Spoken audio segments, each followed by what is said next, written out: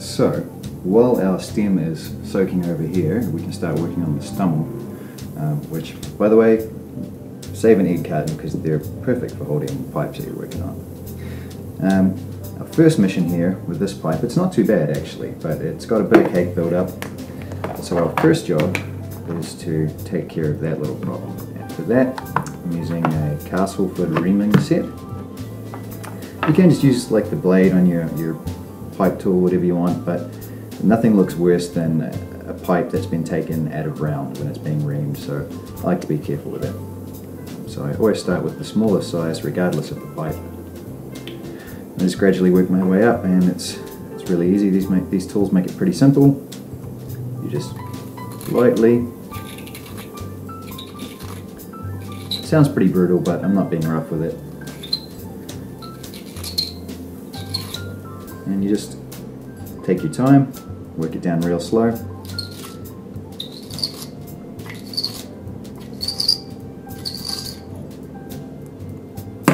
And just work your way through until you think you're done.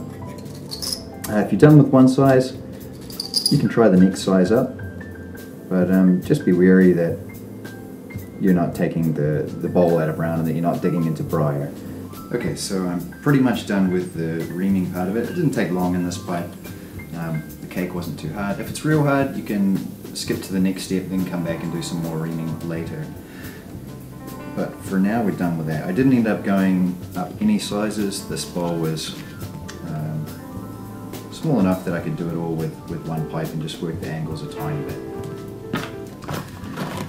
So, my next part, now I always used to do the traditional salt and alcohol treatment with my pipes, whereby you fill the bowl up with non-iodized salt, kosher salt, and you pour in some whiskey or what have you, and you let that soak the tars out of the bowl, and it sweetens the pipe up, gets rid of any old ghosts that might be in there from the previous owner's tobaccos of choice. But I have since changed my mind on that a little bit, and now I just use these cotton balls for a couple of reasons. Number one, I don't actually like putting salt in my pipes that much.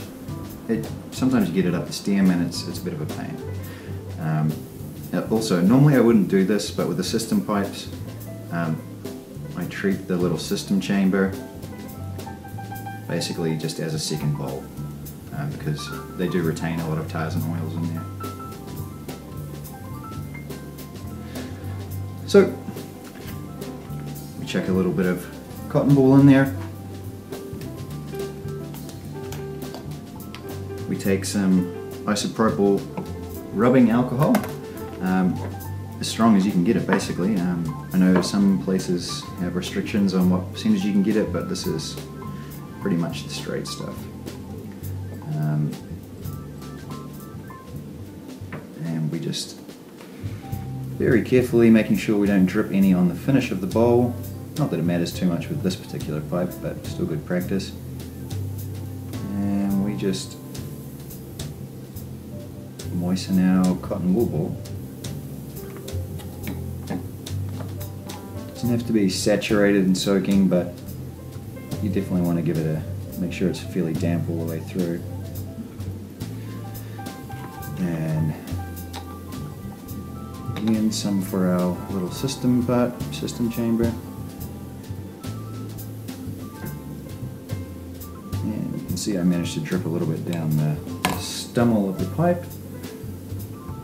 Luckily I have lots of cotton wool balls on hand to soak that up.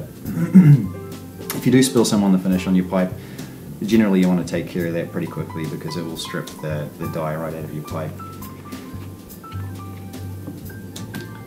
But the other main reason, aside from the fact that it's convenient and they're cheap and I'm not putting salt in my pipe, that I like to use the cotton wool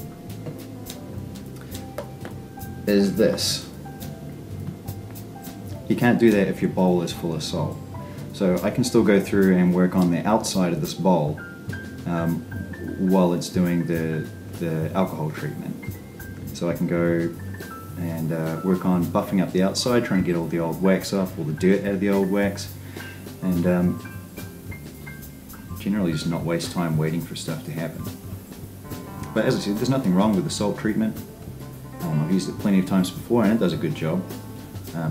I just like this better.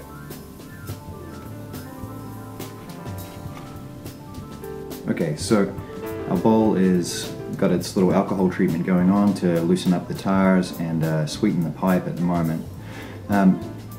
This is a pretty heavily rusticated finish, so I'm going to do things a bit differently to what you do if you're working on a smooth finished pipe. If you've got a smooth finished pipe, a soft cloth is all you need. And if it's really bad, if you've got a lot of dirt ground into the wax over the years, a really dull finish, then rather than polishing the pipe like this, put the cloth down and actually rub the pipe on the cloth, and just the friction and the heat will soften the wax a bit and you'll get a bit more of a luster back that way. But because this is a rusticated pipe and it's a really deep rustication, it's quite a craggy finish, I use either a toothbrush, which does a pretty good job in most cases, especially if the pipe finish isn't too bad. It's really soft, you're not going to damage your pipe. But for this one, because A, I'm going to refinish it anyway, and B, because there's so much dirt and grit ground into the wax in the finish of this pipe, I'm actually going to use, this is a brush designed for suede leather shoes, and it's just a really soft wire brush. And I'm just going to go ahead now and try and get all the old wax out of the rustication.